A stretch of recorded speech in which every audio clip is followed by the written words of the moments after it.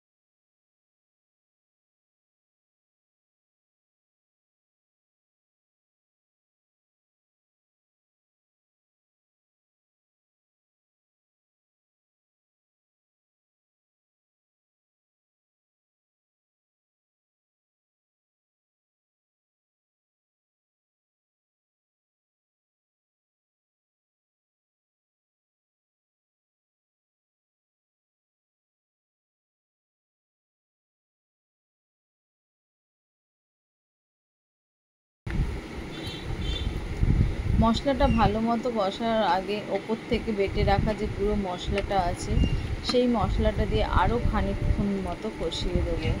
এই মশলাটা দিয়ে কষাবার পর যে তেলটা বেরিয়ে আসবে, তারপর আমি এই মশলার ওপর দিয়েই সামান্য পরিমাণ 100 গ্রামের মতো টক দই ফেটিয়ে নিয়ে দিয়ে দেবো। টক দই দিয়ে ভালো করে মশলাটা মাখিয়ে রেখে দেবো। আলাদা করে কোনো জল ব্যবহার করব না। এই রান্নাটা পুরোপুরি জল ছাড়া হবে। টক দই থেকে যেটুকুনি জল বেরোবে সেই জলেই কিন্তু এটা সেদ্ধ হয়ে যাবে। এইভাবে ঢাকা দিয়ে রেখে দিলেই আমার রেডি আজকের মশলা চিকেন। আপনারা ভিডিওটা দেখবেন, কেমন ভালো লাগলো সেটা জানাবেন এবং একটু লাইক করে দেবেন, সঙ্গে থাকবেন।